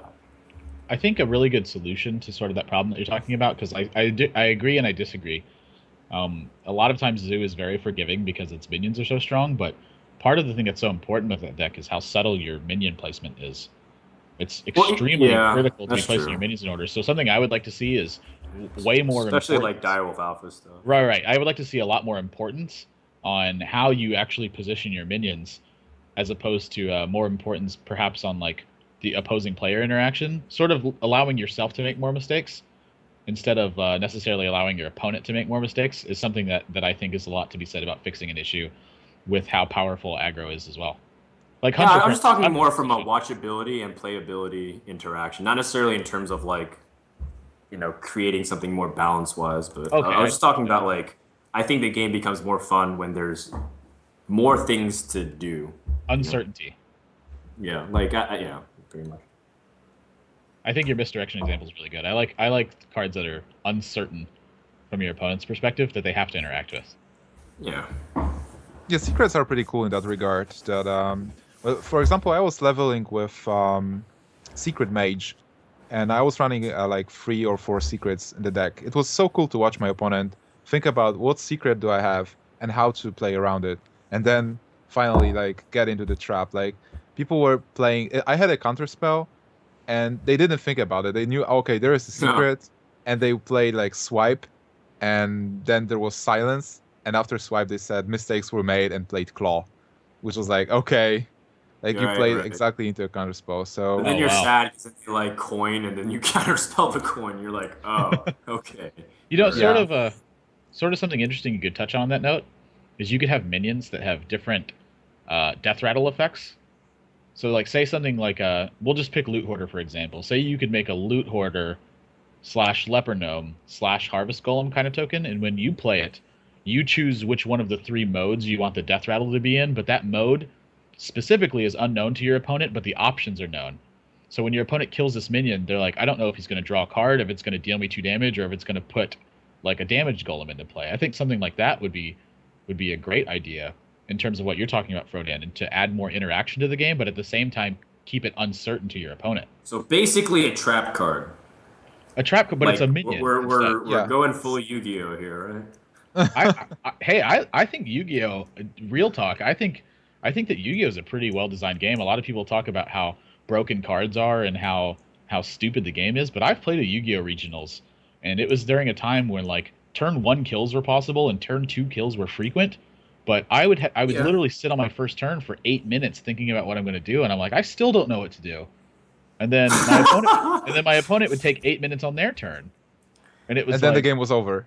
yeah, and I was like, this is a 16-minute game, but this was hard. Nice. Casting that must have been really difficult, though. Yeah, 2 turns. Okay, guys, let's talk about the last card that we have for today. The Druid card, Poison Seeds. 4 mana, Poison Seeds. I guess Yeah. it's visible. Yeah, okay. Yeah, 4 mana. Continue going because the rest of this Oh, is sure. Yeah, no busted. problem. Destroy all minions and summon 2/2 trends to replace them. So, like, it's a AoE card. A lot of people compare it to Wrath of God from Magic the Gathering, which is clear the board.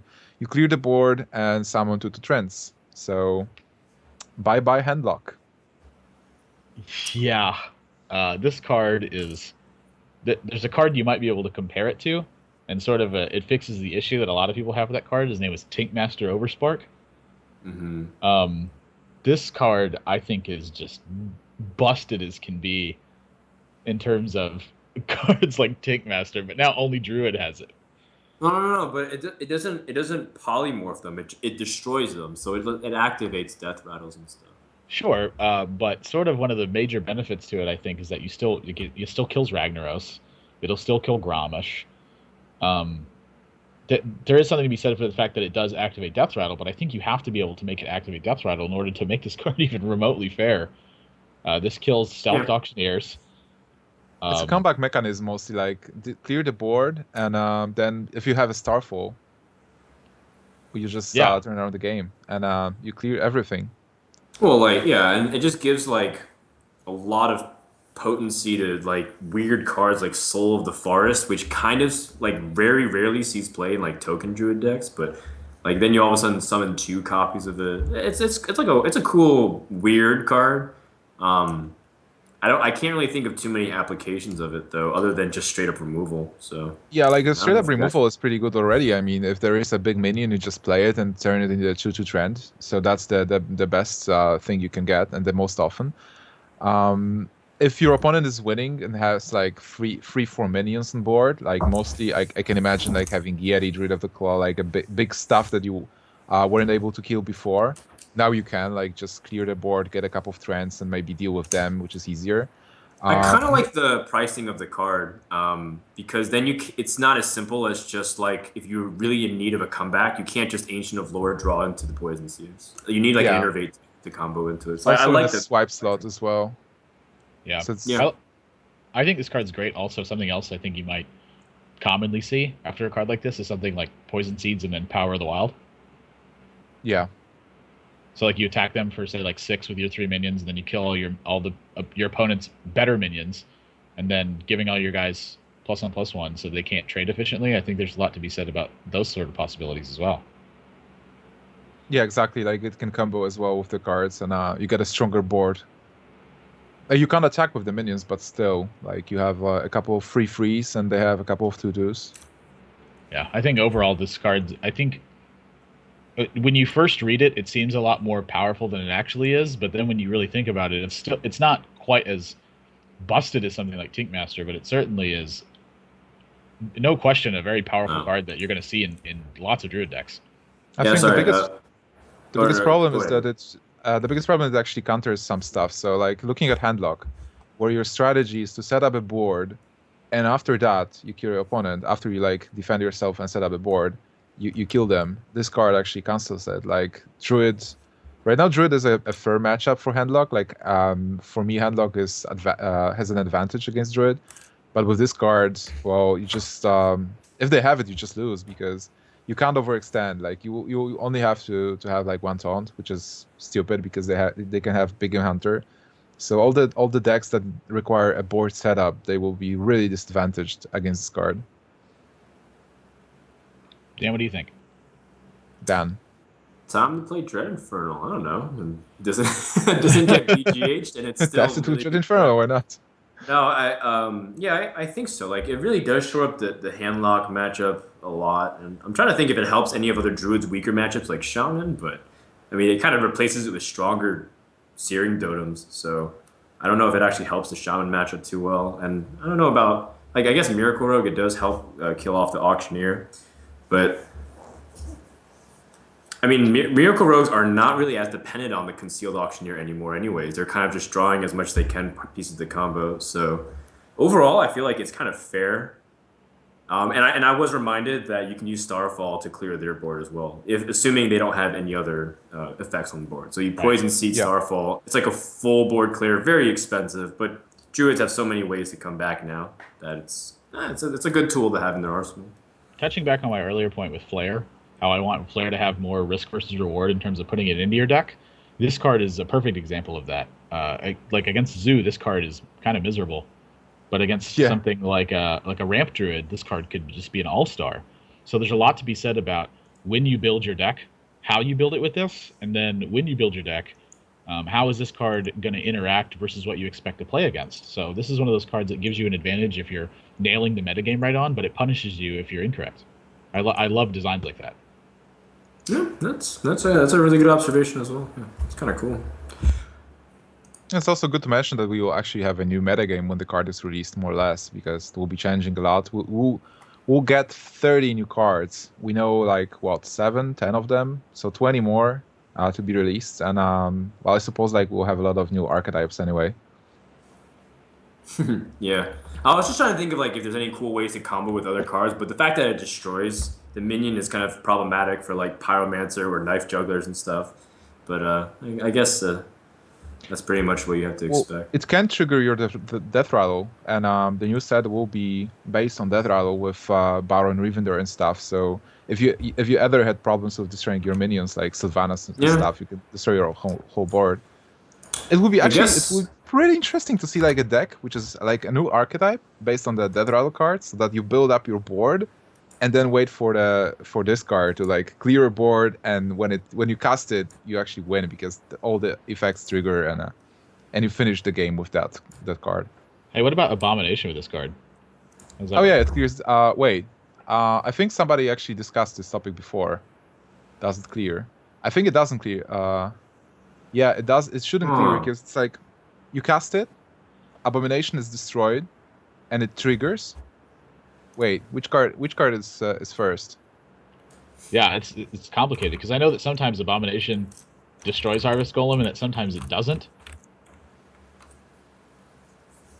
I don't really Right. know. It's This kinda- is it's why you kinda need a comprehensive weird. rulebook. This Yeah, is kind of like the exactly. Sylvanas Death Rattle thing as well, like which comes first, because I think Death Rattle summons come after everything, after all effects are absolved, That wouldn't isn't surprise. it? I don't know, but it wouldn't surprise me to see it work that way. But again, it wouldn't surprise me to see it the other way around either. Right. I think it actually destroys because like when you look at the card, destroy all the minions and summon 2/2 trends to replace them. There is like no pause between the two things. Like the card has to resolve till the end. So destroy all minions, then summon 2/2 trends, and What's then also the cool, surprise trigger. This also combos well with Kodo. I forgot, which is one of my favorite 5-drops that hasn't been played, still not played as often because I think Azure Drake's now like the most popular 5-drop out there. But you can Poison Seed Kodo as well, just as another kind of option. More things to think about. Sick Yep. combo. And also, this is like the ultimate nerf to Millhouse Mana Storm because he plays Millhouse and then he just Poison Seed and you just play. Get a 2/2. Oh man, I would never play. Millhouse again.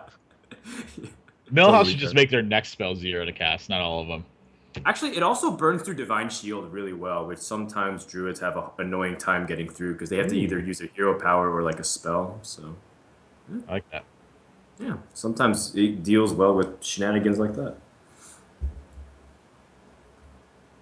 Okay, guys. What do you think about the prices of the Nax? I mean, there was a mysterious screenshot of the pricing, which was confirmed to be fake, or like not really released and confirmed by Blizzard.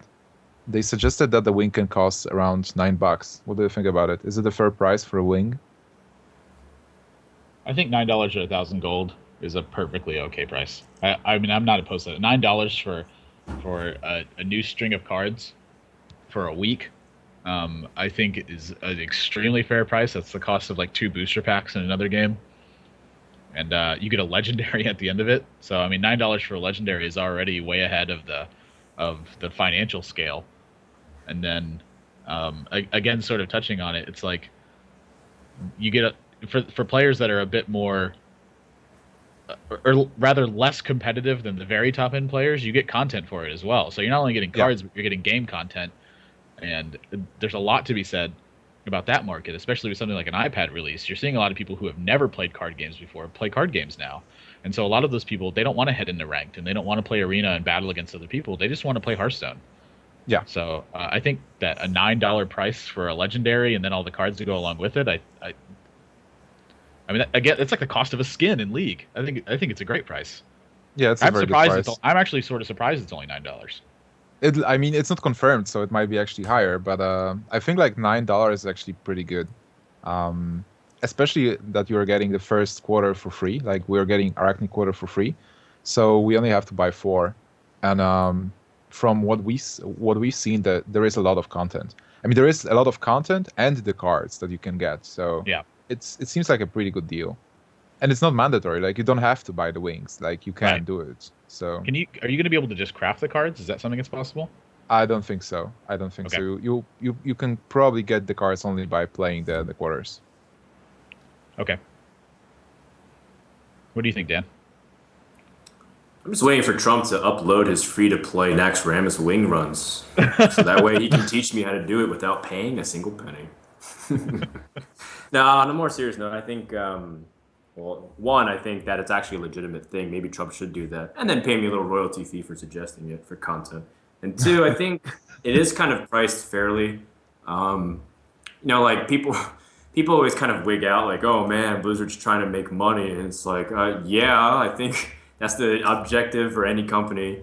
And Hearthstone already has been out for a long enough time that the majority of players will basically have the ability to use the gold and immediately get into it. And it's not that much. Like, honestly, if the amount of hours you soak into Hearthstone and the entertainment you get is worth a lot more than just $9 for a wing. So if that's the case, I'm not opposed to it. But that's me because I'm a hardcore gamer. I'm a nerd. It was a beautiful Saturday afternoon. It was like sun is out, kids were playing, hot chicks were eating barbecue, and I was inside streaming. So that's the kind of player I am. Whatever. That's the dream, Dan. That's the dream. What do you I'm want? living the dream. That's exactly what I was doing. That's what it is. Like, actually, my girlfriend was here visiting me in Berlin. She was like, we should go out more. So I was like, okay. So I brought my iPad out to the park and I played Hearthstone outside. Yes. I Gosh, kind of approve of that. you're a man, Frodan. You're an. I'm a sad man. That's what I am. You should Classic. actually bring 2 iPads and duel her. In the park. Sure. It's like running a lap and playing Hearthstone. Okay, guys, it's been fun. I mean, we were talking for a long time. It was great talking to you. We touched upon a lot of topics like tournaments and stuff. Tournaments that were happening. I'd like to mention that this week we'll have a Deck Wars tournament happening. I don't know exactly where, but I'm sure it will be cool. Like a lot of previous Deck Wars winners will be there, playing like top players, facing each Like other. myself. Oh my God, you're there! Congrats. Whoa. I actually lost to Colento, so I'm not playing, but Oh, I will not be a- watching though. not a bad one to lose to though. One of the best players. Happens. Thank you. Anyways, guys, anything else you want to talk about as we are closing the show? So are we doing like final shoutouts or are we talking about topics for? No, I mean like we'll probably do the shoutouts, but unless you have a topic that you want to touch upon, like did we miss anything? Like it's been a long time. I Hearth You, the Koth is coming up on Friday. That's right. That's right. Who's playing? It's a Twisted beat Forsen last time, right? So who's he playing? I think it's going to be Twisted versus this MJ. It's ThatsAdmirable. From MYM. Okay. Yes, This that's NL? right. Yes, the Zodak King. If I'm not mistaken, he won 5 Zodaks total, like 3 NA to EU. Wow. So Because And what he was time is actually- that at? He also 2-0'd Strife Crow in the Gentleman's Cup. Do we know what time that the iHearthuse Koth is happening? I'm not It's on exactly their sure. website, iHeartYou.com. They have like a countdown. It's pretty well organized and stuff. Okay, so Um, I heard you guys can check it out, and there'll be a countdown. I think it's like in the top right section of the screen somewhere. Looking at it, it Yeah. looks like it's about 1 p.m. Eastern, Yeah. so that could be cool. Yeah. Okay. I don't think there's anything else really. Go read Liquid Heart's Power Ranks. They're fun. It's a good read. Yeah, it's a good read. Talking about the past meta game, what we had in the past season, and the start of They the give you season as well. good. They give you good decks to kind of start thinking, because now that Unleash is nerfed and there's things coming back in the meta game, you can take those decks and kind of craft and start teching your own stuff in. So it's a great place to start. Grand. Okay, guys, so let's move out to the shoutouts. Dan, you start. Any shoutouts? Well, shout out to iHeartYou guys like Simon for having us host a show. Turn2 is back, and we'll be having a lot more fun. And shout out to all the guys in the stream. Like the pros a lot showed up, and they're having fun too. I think it's important. Keep supporting the pro scene and stuff. You can follow me on Twitter at Frodan, as you see on the screen, or you can follow my stream, twitch.tv/Frodan. I'll be streaming as more regularly as I was before. Try to do it at least on weekends, maybe some days on the weekdays, but come check out my Twitch channel where we have some fun and watch me fail, because that's what people are really watching, right? Come on, you're a play well. legendary player. I think you play. Yeah, well. but I had some pretty bad plays. It was pretty epic. Not as crazy as a Maz's freezing trap accident, where he somehow like missed lethal because of a weird clicking bug, but Wait, like, Dan. I've had something a couple grades lower than that. What is your win ratio against me? I'm actually 100% against Gnimsh. I've never lost versus. That's Wow. right. That's right. Frodan confirmed luckier than Gnimsh. I've actually. Oh wait, is that the case? No, I was gonna say the same thing about your teammates as well, but I did lose to Artosis once on live. Okay. Yeah. Nathan, shoutouts. Big shout out to Clarity Gaming, sponsors Ownage and Razor. Big shout out, of course, to iHeartYou.com. If you guys haven't checked them out, I have a lot of content written on there. You can check them out in the articles and in the guide section. I try to be active on the forums, but I've been really busy, so every time I go, I check there every day though. So if you guys see something post something really interesting, I'm liable to comment on it. You can check me out on Twitter and on Facebook. That's Admirable, and I also stream a lot here on Twitch. That's Admirable as well. If you guys are interested in private coaching, I also do private coaching, so you can send me an inbox on Twitch, and I'll get back to you with more details if that's something you're interested in. Oh man, I will probably ask you about some coaching. Grand. Okay, guys. So if you want to follow me at Gnimsh TV at Twitter. Big shout out to Harvey for having us. As Dan mentioned, we are back. So next week, me and Dan together with another guest. So Nathan, thank you so much for joining us this time. It was super fun, and I hope everybody enjoyed the show. So that's it, guys. See you next week. The same time, same day. See you.